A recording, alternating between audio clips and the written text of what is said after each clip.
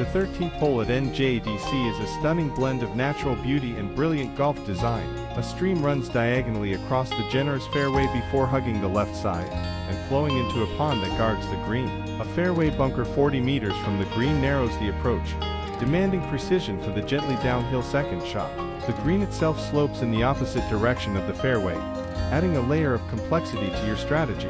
Beyond the green, the majestic Crocodile River flows, with the iconic Kruger National Park and Africa's Big Five just beyond. This unforgettable hole demands caution, respect, and golfing excellence. When you finish, pause to absorb its breathtaking beauty. It's a memory to last a lifetime.